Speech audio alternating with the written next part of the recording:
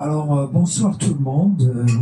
Merci d'être là pour ce nouveau café littéraire de l'impondérable. Alors aujourd'hui, je suis content de recevoir une nouvelle fois mon ami Belkacem Mrienne, qui signe du pseudonyme de Kassem Madani. Harraga 2033. Et il a déjà un bon paquet de livres à son actif. Notre ami Belkacem est un scientifique. Il a enseigné aux États-Unis, en France, en Algérie. Il est en retraite et il écrit. Nous sommes contents de le lire. Belkacem, donc Kassem Madani, bienvenue au Café littéraire de l'impondérable. Merci beaucoup, Youssef. Comme je te l'ai promis, je t'ai dit, moi je serai là jusqu'à ce que tu en aies marre. Je ne serai jamais marre. Tu reviendras tant que tu voudras. Merci. C'est devenu une habitude, donc tu connais un petit peu l'historique. Après avoir fait donc un recueil de poèmes d'Eit Menglet que j'ai traduit en français, j'ai écrit une petite autobiographie qui s'appelle Mémoire en dents de scie, entre là-bas et ici. Après, j'ai écrit Autopsie d'une Algérie jamais en paix, où je tape évidemment sur les gens sur lesquels il faut taper, comme tout le monde. J'ai écrit Les gens de Kabyle, où je rends hommage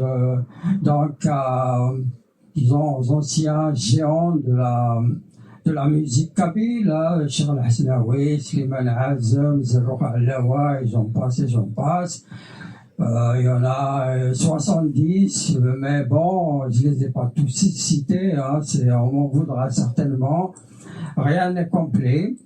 Et puis après ça, j'ai fait deux petits livres, disons. Ce sont des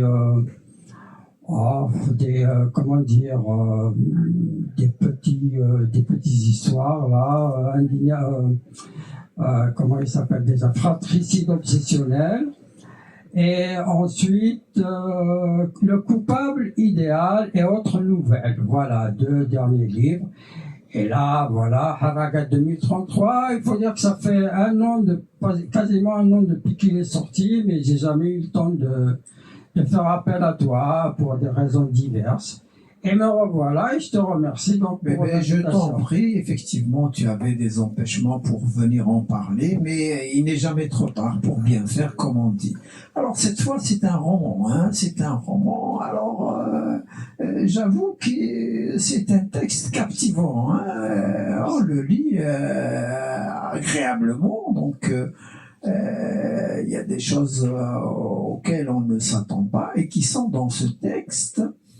Alors, il y a effectivement un amour entre Arzaqi et une rouquine hollandaise, mais il n'y a pas que ça. Il y a aussi quand même la description de choses très actuelles et vraies, je dirais. Écoute, c'est vrai que de toute façon, on a beau essayer d'écrire n'importe quoi sur n'importe quoi d'autre, et on est toujours ramené en fait à nos souvenirs, à notre vécu. Donc c'est impossible à réfréner. Donc j'étais lancé sur cette histoire d'amour, mais quand on fait voyager quelqu'un vers l'Algérie, on est obligé de le faire traverser par des étapes un peu pas toujours agréables. Donc c'est un peu ce que j'ai fait dans Harraga 2033. L'histoire se tisse très rapidement, mais alors là, sur les chapeaux de roue, je doute fort que celui qui a lu le chapitre 1 d'une traite puisse le lâcher. Ça, y a rien à dire. Je pense que c'est tout ce que m'ont dit ceux qui l'ont lu. Évidemment, l'amour, c'est quelque chose d'universel. Donc, je me suis intéressé à cette affaire de Harraga. Je me suis extrapolé en 2033. Et quitte à vous décevoir, Tobon est toujours au pouvoir. Donc, je tisse là-dessus, je tisse. J'ai inséré un peu de politique, on ne peut pas en échapper.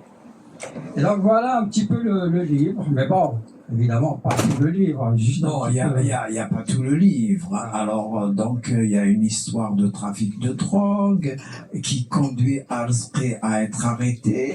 Et il est un sans-papier, même s'il est ingénieur. Mais cela ne lui donne aucun droit. Hein. C'est le Même genre, s'il est ouais. ingénieur, il n'a pas de papier. Il est donc à Paris.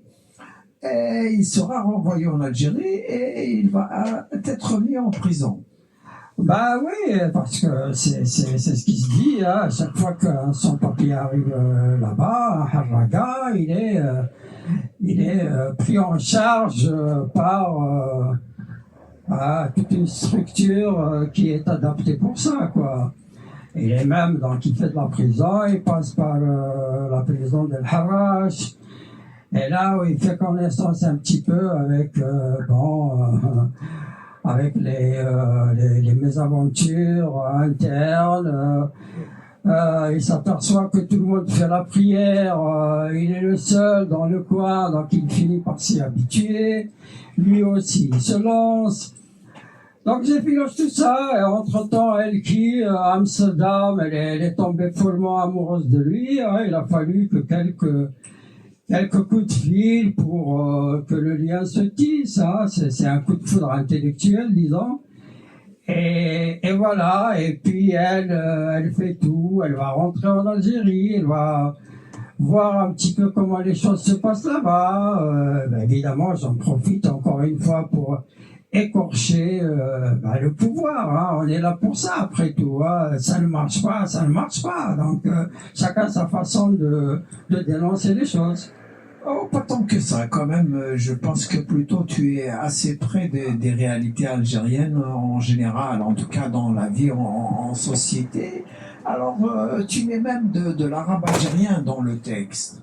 Ah oui, parce que il y a disons, il y a des expressions intraduisibles.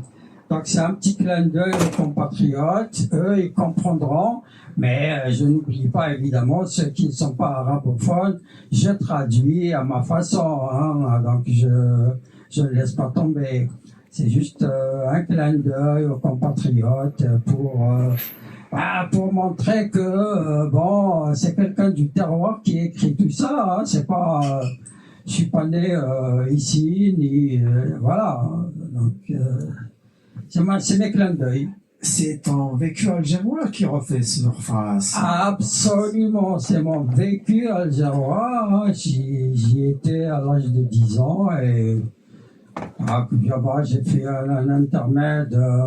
Je suis revenu ici en France. Je suis venu, ici en France à l'âge de 11 ans, juste après l'indépendance. Mon père avait un bar à Nancy, mais que pouvait donc gérer un kabyle autre chose qu'un bar.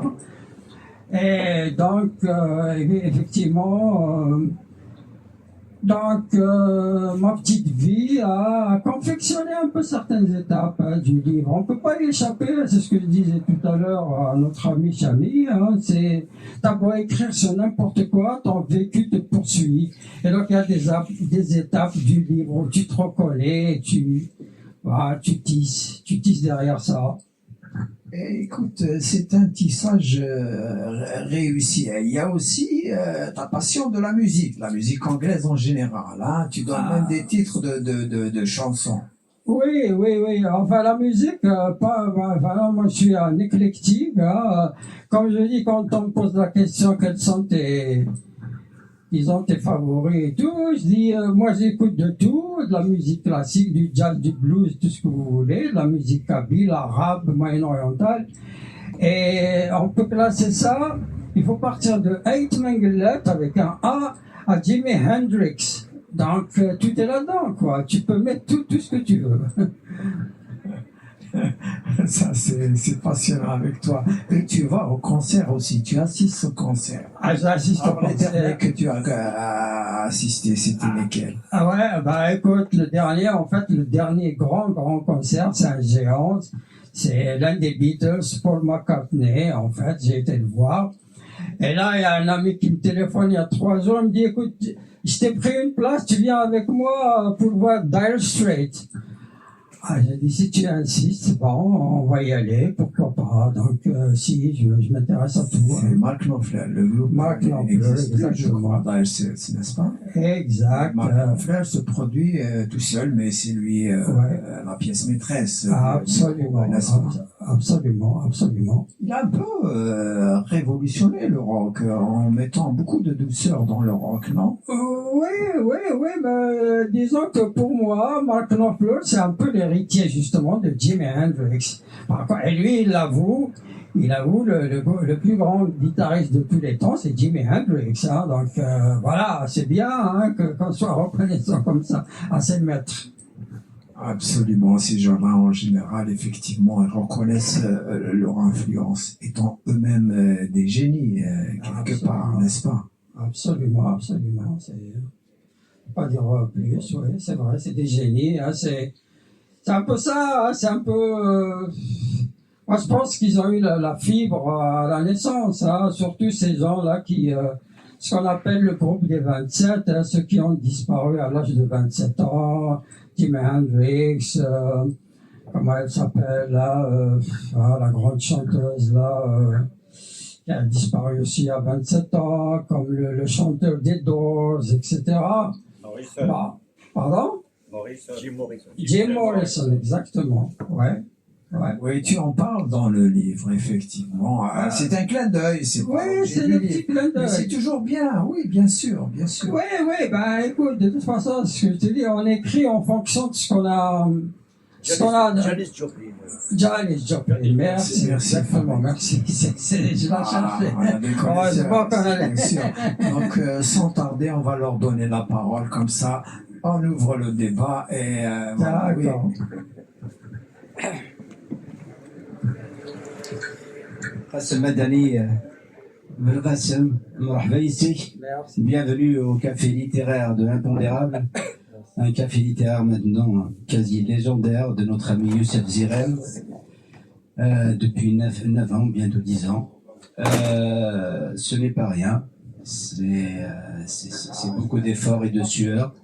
On ne te remerciera jamais assez, cher ami Youssef. Qassem Madani, merci pour ce livre. Merci à toi, merci. Haraga 2033. Tu es un homme extraordinaire, d'une culture immense, de la science à la littérature. Alors, j'ai beaucoup aimé ce livre. J'ai d'ailleurs rédigé une note de lecture pour le Matin d'Algérie et une autre pour Diaspora algérienne, des notes de lecture qui ont une belle visibilité. Alors, j'ai juste 2 petites questions. Alors,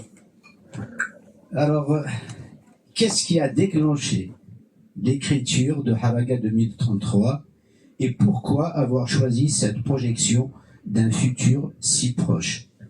Écoute, je t'avoue que je ne peux pas répondre à cette question parce que je ne le sais pas moi-même. Alors, comment j'écris? Je me réveille le matin, je prends mon petit café, j'ai mon petit iPad devant, et puis mes 3 neurones, ils décident. Je tape. Et généralement, quand je trouve un titre, j'ai trouvé le titre Haraga, mais je ne savais pas quelle année. Maintenant, 2025, 2026, c'est un peu, non. C'est trop. Je voulais m'extrapoler vers le futur. 2032, non. 2034, non. Ça rime pas. Donc, en fait, j'ai choisi 2033 parce que ça rime avec Haraga 2033. J'aurais pu choisir 2043, 2053. D'ailleurs, dans la suite, ça va aller très loin, hein, ça va aller très loin. Merci. Donc, voilà, c'est... Moi, je sais pas comment je fonctionne. Hein. J'ai pas vraiment de recette. Hein, ça dépend du jour. Il y a des fulgurances d'inspiration. Ça, tout le monde, tu le sais très bien, toi. On peut pas te l'apprendre. Donc, il y a des fulgurances, il y a des moments où on écrit sans arrêt. Il y a d'autres moments où on n'écrit rien du tout. Donc, soit on se met à lire, soit on regarde la télé. Moi, j'aime pas trop la télé. Soit on dort. J'aime pas trop dormir. Voilà, donc je reviens à mon iPad où j'écris et voilà, c'est comme ça que ça fonctionne. Alors, la deuxième question. Comment avez-vous construit les trajectoires d'Areski et d'Elke? Et que représentent-ils pour vous? Ben, écoute, les trajectoires dans l'esprit, elles se sont... Je sais pas comment. J'ai écrit le premier chapitre un jour, et puis je l'ai laissé de côté en fait. Hein. Je me suis dit, arrête, qu'est-ce que tu vas me faire là encore? Une histoire d'amour, une rouquine hollandaise, un socle-pied kabyle, tu vas chercher trop loin là. Et puis, je sais pas, 3 semaines après ou 4 semaines, je reprends le chapitre là. Et là, je me projette sur rien du tout. Hein. Je me suis dit, tiens, il y a peut-être une suite. Je grignote, je raconte la vie d'Al-Esri d'abord pour montrer d'où il vient, comment il est arrivé en France.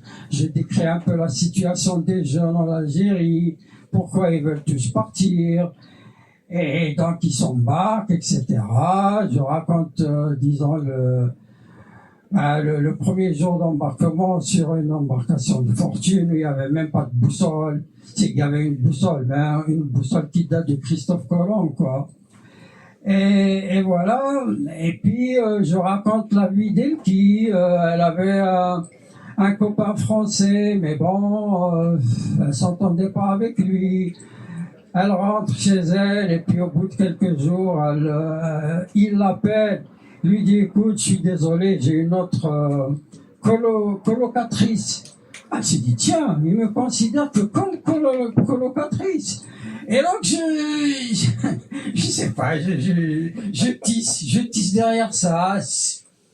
C'est comme ça, c'est des choses, évidemment, certainement, qui sont restées dans ma tête, des choses que j'ai vues, ou que j'ai lues, ou que je ne sais pas. Donc, tu vois, le cheminement, je peux pas le tracer de façon précise.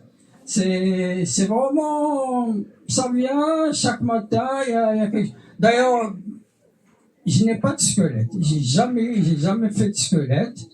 J'écris comme ça, du jour au lendemain, ça vient ou ça vient pas. Si ça vient, j'écris. Si ça vient pas, j'attends.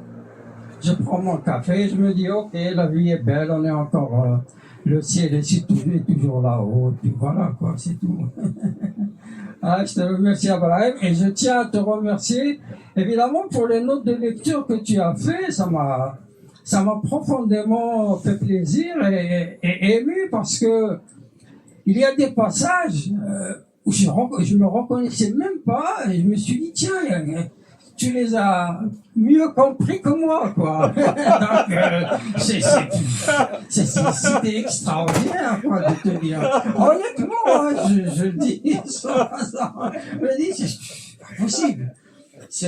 Donc voilà, je te remercie pour ça, et ça a été vraiment, tu m'as fait vraiment plaisir, et c'est ça, je te remercie. C'est moi qui te remercie. Ouais, je t'en prie.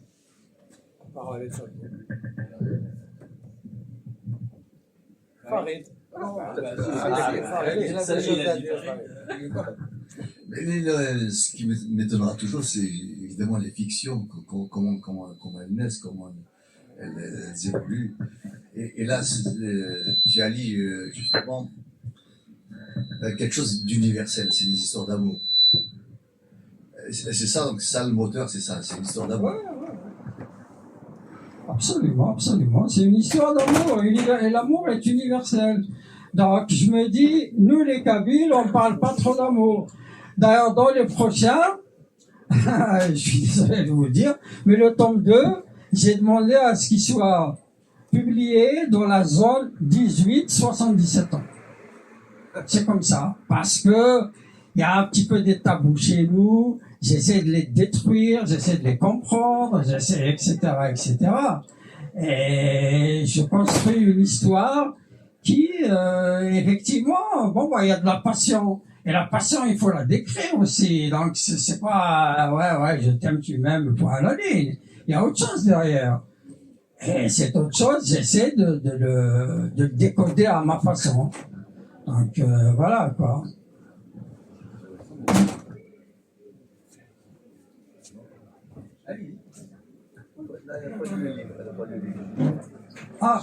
Jamais il a lu le livre, je sais. Donc tu vas me le résumer là. Bah, moi, je vais résumer. Je dois t'avouer, c'est la première fois, et pourtant j'en ai lu, que je me retrouve dans tes récits. Comme celui-là. Non, Ah, pas dans tout celui-là, ce que quand tu as même. écrit. Non, dans tout ce que tu as écrit. Dans tout ce que tu as écrit. Ah oui, d'accord. Y compris tes fictions.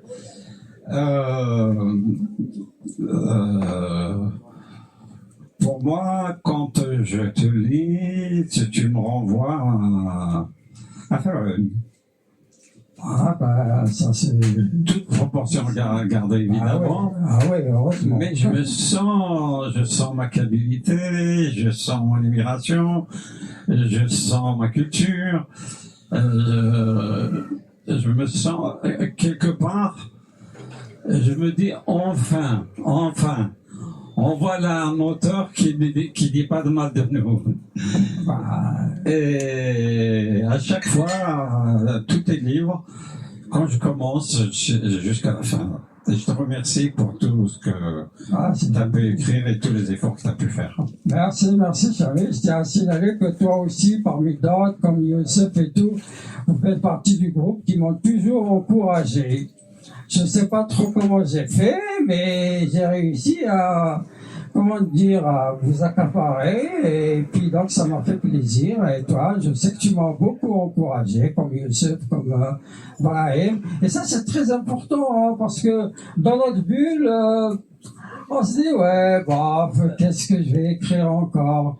Mais non, en fait, il faut juste laisser aller, sans se casser la tête. Moi, le premier livre que j'ai écrit, bon, c'était des chroniques du matin, c'était un assemblage de chroniques. Mais le premier livre, c'est Mémoire en dents de scie. J'ai commencé comme ça un matin, je me suis dit, tiens, je vais triturer mes 3 derniers neurones, on va voir ce qui va sortir. Et bon, le texte est sorti quasiment en une journée, où tout est liquidé. Bon, évidemment, c'était brouillant. Après, la vraie copie, il fallait travailler, comme toujours, quoi.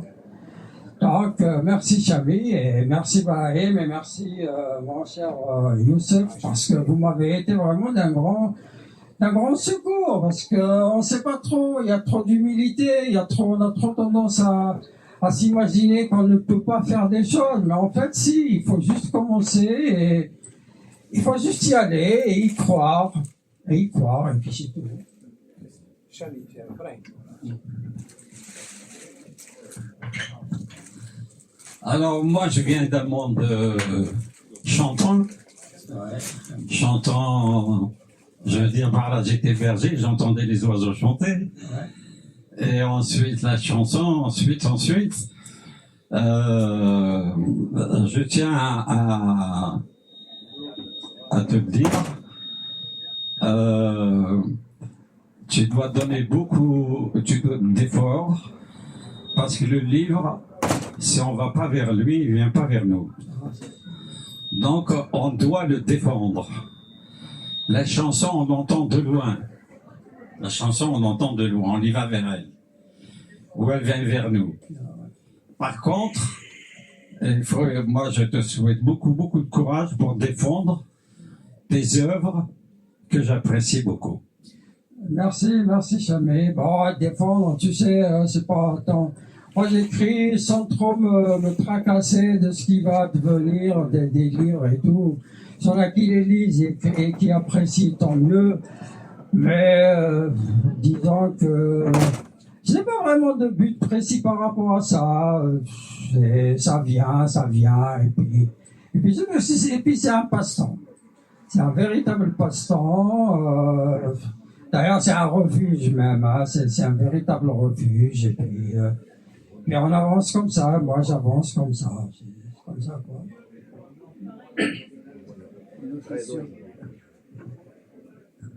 Le bonheur est ailleurs. Donc les haragas, c'est un peu ça, c'est ce qu'on ne trouve pas chez soi, c'est retrouvé ailleurs. Et d'ailleurs même, Paulo Coelho, son premier roman de chimiste, il s'est inspiré d'un conte soufi dans le Masnaoui, c'est quelqu'un qui va chercher son trésor ailleurs, mais quand il arrive à un autre endroit, on lui dit non, ce que tu cherchais, il était chez toi déjà. Et c'est quelque part aussi cette quête chez nous en Algérie, où il y a beaucoup de jeunes qui partent ailleurs pour essayer de trouver le bonheur qu'ils ne trouvent pas chez eux. Mais peut-être quelque part, le bonheur, son propre bonheur, il faut se le construire. Et si on se le construit, c'est chez soi qu'on le fait d'abord, non seulement pour soi, mais aussi pour les générations futures. Ouais, mais le problème, on le connaît tous. Si nous pouvions faire ça, on serait pas là. Hein. Si nous pouvions vraiment construire le bonheur là-bas chez nous, on serait resté là-bas. Hein. Et pourquoi? Donc pourquoi pas eux? Nous, on l'a fait, c'est pour fuir des tas de choses. Moi, j'ai fui pourquoi? C'est simple. Moi, je suis rentré des États-Unis en 78. J'étais recruté par Sonatrach. On m'a donné un bureau. Pour quoi faire? Pour ne rien faire? À attendre la fin du mois, je me suis usé le fond des culottes pendant 25 ans pour en arriver là. Non. Je suis parti à la fac, j'ai enseigné là-bas, on m'a accepté, donc voilà, ma carrière se construisait. Pendant les années 80, j'y étais. Qu'est-ce qui a fait le déclic? C'est simple. C'est mon aîné. Je l'ai envoyé à l'école, il était premier partout. Mais un jour, il arrive à la maison, il dit à sa mère, pourquoi tu as épousé mon père? Mais tu te rends compte? Eh oui, pourquoi? Parce que à l'école, sa maîtresse leur a posé la question, est-ce que, en s'adressant à eux individuellement, est-ce que ton père fait la prière? Non, Anisati. Est-ce que ton père fait la prière? Non, Anisati. Elle arrive à mon fils et il lui dit, non, il pouvait pas mentir. Et c'est là que le déclic s'est fait dans ma tête. Ok, construire l'Algérie, bien sûr. Pour que mes enfants aillent bien, bien sûr. Mais pour qu'ils soient happés par le trou noir mystique, je ne joue plus. Voilà. Et chacun doit avoir sa petite histoire. C'est tout. Bon, une question. Bien sûr. Alors, quel est selon vous le fil rouge ou l'avertissement que porte Haraga 2033 pour notre époque? Bah, écoute, l'avertissement, hein. L'avertissement, mon Dieu. Hein. L'avertissement, c'est que, voilà, on est dans un monde où, finalement, c'est l'argent qui prime partout. En beau, il y a des pays qui se disent démocrates, mais c'est pas vrai. En fait, voilà, il y a qu'à voir les relations entre l'Algérie et la France. Il faut pas croire en les 100 lettres qu'on nous raconte. Hein. Ce qui prime, c'est le côté commercial, c'est le côté gain, c'est le côté... voilà. Je ne peux pas conseiller à un jeune de ne pas tenter sa chance de partir de cette prison à ciel ouvert. Il faut le reconnaître, nous l'avons tous été. Moi, je me sentais dans la prison à ciel ouvert, pendant des années. Mais je tenais à rester. Je me suis dit, si nous, notre génération, nous partons, qu'est-ce qui viendra des autres? Mais encore une fois, d'accord, me sacrifier, oui. Mais sacrifier mes enfants, non. Point à la ligne. Comme ça. Bonjour. Bonjour. Et merci pour cette présentation. J'ai pas encore lu le livre, mais donc j'ai deux petites questions. Je trouve, premièrement, peut-être que je vais continuer dans la lignée de la question qui a été posée. Donc, qu'est-ce qu'un haraga en France ou en Europe peut en tirer à la lecture de ce livre? Qu'est-ce qu'un jeune Algérien, je dirais peut-être découragé, en lisant ce livre, sera peut-être tenté d'immigrer ou de tenter la haraga? Et enfin, vous parlez vous avez dit que tout le monde, tous les jeunes ont envie de partir. Je me considère en tant que jeune, ça nous fait tous peut-être mal d'entendre ça, parce que nous aimons profondément notre pays. Et donc, je dirais que le tableau n'est pas si noir que ça. Personnellement, j'en discute chaque fois que j'en ai l'occasion avec des jeunes lorsque je pars en Algérie. Et il se trouve que ce n'est pas vrai. Ils veulent pas tous partir. Certes, il y en a ceux qui veulent partir parce que ils veulent, comme nous, voir d'autres horizons, de découvrir. Mais il y en a qui s'en sortent, il y en a qui entreprennent, il y en a qui arrivent à trouver des bons postes de travail. Donc, je dirais que c'est pas aussi dramatique que ça. L'Algérie, c'est pas pour l'Algérie d'aujourd'hui n'est pas l'Algérie des années 90. Hein, donc ça, je pense qu'on est tous d'accord. Voilà, et merci. Oui, bien sûr, c'est évident. Mais écoutez, je suis content que des jeunes de votre génération soient aussi positifs que ça.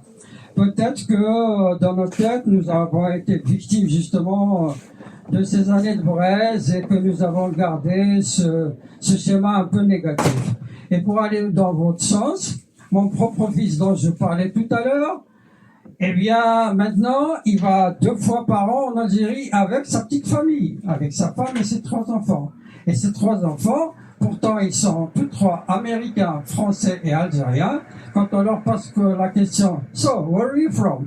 Algeria. Donc, tout est dit. Donc, les jeunes, maintenant, ils essayent de faire machine arrière. Ils essayent de faire... moi, ça me fait plaisir. Mais le problème, moi, vous n'allez pas me convaincre, je n'ai pas confiance. J'ai pas confiance. Voilà, donc c'est une question de confiance. Mon fils dont je parle, là, il a été jusqu'à acheter un appartement à Asfon, donc dans la région de sa maman. Donc il espère y aller. Il m'a dit, écoute, de toute façon, dans quelques années, ça sera plus vivable en France. Je dis, écoute, moi, je t'ai mené jusqu'à ce que tu es, quoi.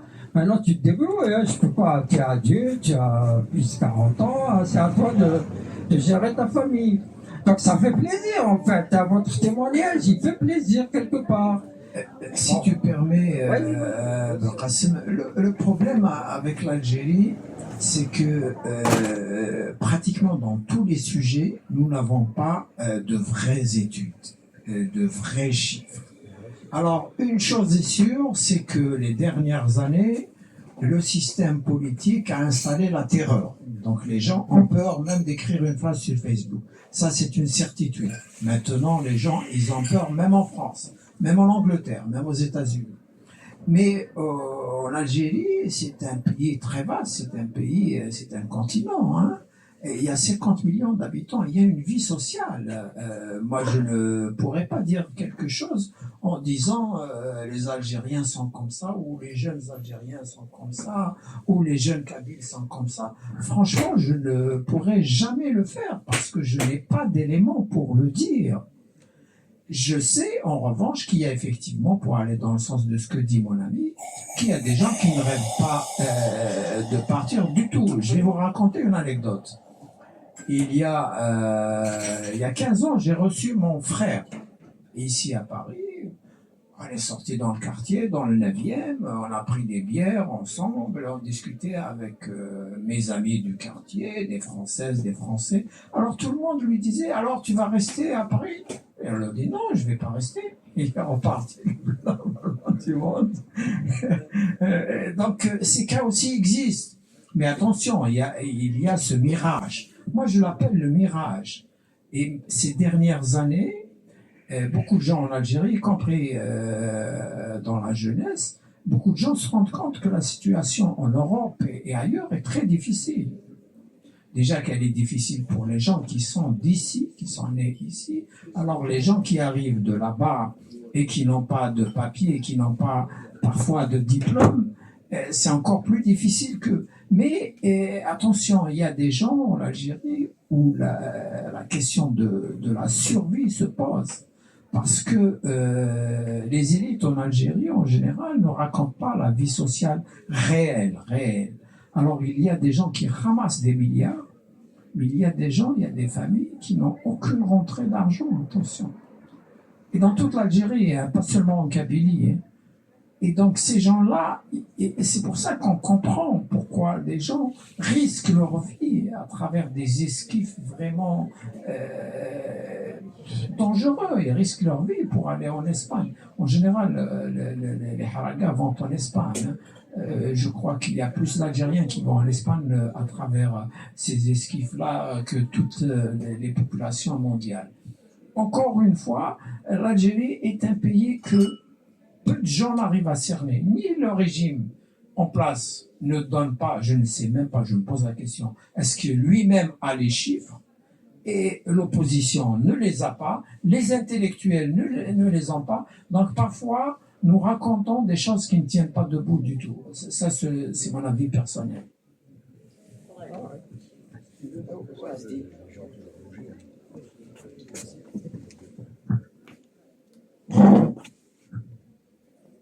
Depuis l'aube des temps, les gens ont bougé. Oui. J'ai une question, alors je préviens, c'est sans polémique. Hein. En fait, votre titre, j'ai pas lu votre livre, je sais pas, je viens d'avoir comme ça une idée. Je sais pas, est-ce que vous avez lu le Haraga et de Boualem Sansal? Les deux, hein. Ouais. Après, je me dis comme ça, peut-être, est-ce qu'il n'y a pas un écho Non, le Haraga de Boualem Sansal, si je me souviens bien, je l'ai lu à, je sais pas, 20 ans ou autre. Il parle pas vraiment du Haraga tel que, non, il parle d'une histoire d'amour, et puis une fille qui tombe enceinte, et puis qui a été recueillie par une association caritative du côté d'Alger, etc., etc. Je me souviens pas de tous les dessous, mais ça n'a rien à voir. Hein. Mais bon, le titre, il m'est venu comme ça, un sans-papier. De toute façon, il vient bien de quelque part. Donc dès que j'ai mis sans-papier, j'ai tout de suite pensé à Haraga, et c'est comme ça que le titre m'est venu. Donc rien à voir avec le livre de Boualem Sansal. Oui, non, mais c'est bien de le signaler. Farid, tu voulais dire quelque chose, Farid? En fait, Haraga, c'est un terme moderne, mais Ouais. les populations ont toujours bougé. Ouais. Quand on prend l'histoire de l'humanité, c'est des mouvements de population, soit à cause pour des raisons économiques, soit pour des raisons stratégiques, etc. Et en fait, on ne fait que reproduire ce qui a toujours existé, ces mouvements de population. Oui, absolument. Hein, ouais. Non, il va nous parler de l'US là, dans le micro. Hein. C'est permis, le sport. Hein. C'est le Mouloudia qui a gagné le championnat. Parce qu'elle joue très mal. Ils ont gagné la coupe. Ils ont gagné la Coupe d'Afrique. Bon, je vais revenir sur la question de la vie en Algérie. Bon, le premier volet, c'est exact. Et le champ des libertés est de plus en plus restreint. J'écris dans un journal, donc je sais où on sent les libertés, où on est la liberté d'expression. Cela dit, je discute beaucoup aussi avec les jeunes. À Alger, je suis le plus souvent à Alger qu'à Paris. Je discute beaucoup avec des jeunes. En fait, ils n'ont pas envie de partir. Ils ont envie de mieux vivre dans leur pays. Ils ont envie de respirer. J'ai assisté à quelques concerts de musique moderne, de musique traditionnelle, de musique. Et j'ai vu des jeunes filles et des jeunes gens se trémousser, danser. C'est quelque chose. Il y a une vitalité extraordinaire. Et ça, je suis vraiment. C'est la chose la plus remarquable à mes yeux. Ils ont l'âge de mes petits-enfants, mais ils sont vraiment. C'est une génération qui donne beaucoup d'espoir. Oui, oui, non, mais ça, c'est ce que vous dites là. Mon fils pas l'aîné, le deuxième, il le vérifie, il l'a vérifié plusieurs fois parce que lui, d'ailleurs, pour tout vous dire, c'est un skater. Il fait du skate. Et donc, quand il va à Alger, il se retrouve avec les skateurs algériens à la grande poste, là, sous le pont là, de Tafoua, là. Ils font du skate. De temps en temps, ils se font embêter par la police. Mais attention, la police ne les embête pas vraiment pour ce qu'ils font, mais de temps en temps, il y a des gens qui se plaignent, et je sais pas pourquoi, parce qu'ils font du tapage ou je sais trop quoi, mais malgré ça... En fait, ils s'accrochent aux voitures parce que je les vois devant. Ah, d'accord. Oui, d'accord. Donc, qu'est-ce qu'ils font? Ils s'accrochent avec leur truc aux voitures. Ah, oui, d'accord. Et des fois, avec beaucoup de danger parce que des fois, ils se mettent sur les portières sur les côtés. Et c'est assez dangereux ici. Il n'y a jamais eu d'accident jusqu'à présent, mais c'est vrai que mais sous la rampe de Tafoula, il paraît qu'ils ont vraiment de quoi skater. Et quand il va là-bas, d'ailleurs, il y va là-bas que pour ça. Alors, vous vous rendez compte un petit peu, quoi. Juste pour voir quand skater avec ses compatriotes. Alors, concernant ce phénomène de haraga, Farid, qui est assez récent, je veux dire récent, il y a 30 ans déjà, hein, des gens qui utilisent ces embarcations. Effectivement, les gens se déplaçaient, parfois le plus normalement du monde. Faut-il rappeler que dans les années 80, il n'y avait même pas de visa pour venir en France. Donc, les Algériens venaient et retournaient le plus normalement du monde. Moi-même, je suis venu en France et je suis reparti Algérie le plus normalement du monde. Concernant ce phénomène de haraga, pendant les premiers mois du Hirak, il s'était estompé. Ça veut dire quoi? Ça veut dire que, pour rejoindre ce que disait Ahmed, donc effectivement, s'il y avait possibilité de construire des choses dans une relative liberté et épanouissement, les gens, à mon avis, ne risqueraient pas leur vie de cette façon-là. Mais on n'en est pas là, justement. Maintenant, la fermeture, le verrouillage, je pense, il s'accentue. Hein. Voilà. On a accueilli les Vandales, on a accueilli les Phéniciens, on a accueilli... on a subi, on n'a pas accueilli. Faut rattraper. C'est aussi subi, ça. Il y a une différence entre subi. On a même subi les sauterelles aussi. Yirin Mgaoun. Ah, il y a que Ben qui n'a pas parlé, c'est son tour maintenant.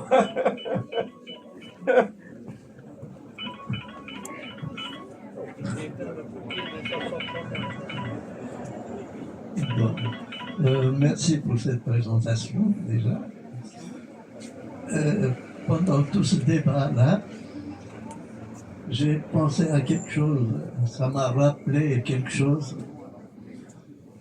Quand je suis venu pour la première fois en France, c'était en 75 je crois, on m'a amené à Barbès, dans un bar,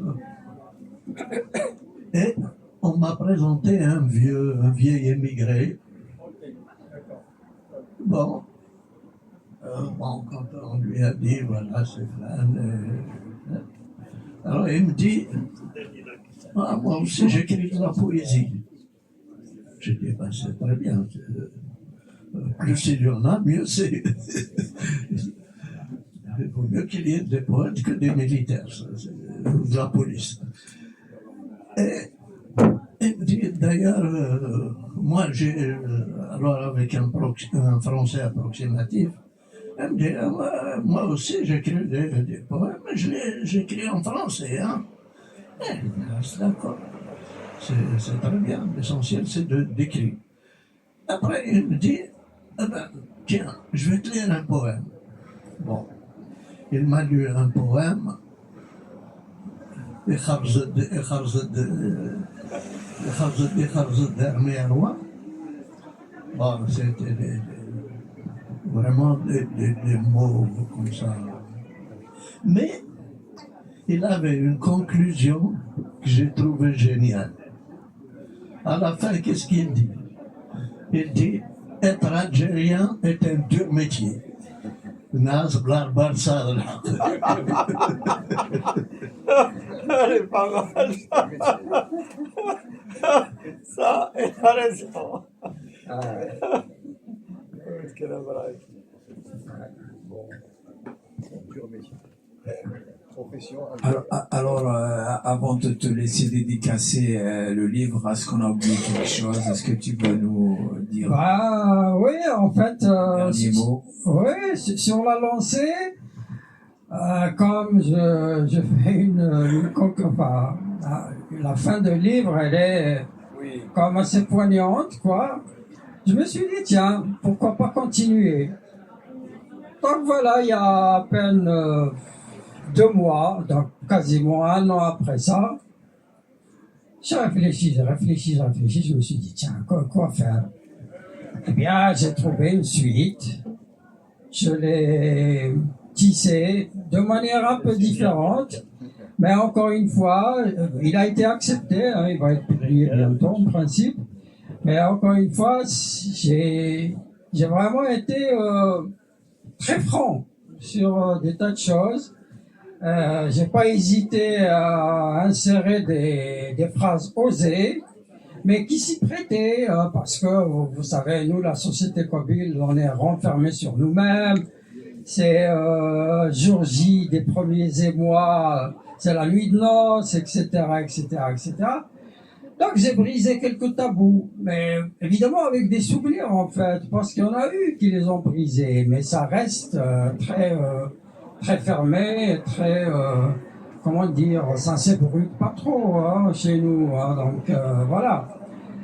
Et donc le tome 2 étant accepté, bon, j'ai laissé un petit peu aussi une ouverture sur le tome 3. Le tome 3 que je viens de terminer, mais que je ne publierai pas tout de suite parce que là, ça me ferait un petit peu une trilogie accélérée. Ça me porterait plus préjudice qu'autre chose. Non, c'est pas ça. En tout cas, bravo, Qassem, bravo. Alors, merci à tout le monde. La semaine prochaine, je recevrai notre ami Azdin Lateb pour son dernier livre. Et ben, merci d'être là et à la semaine prochaine. Merci.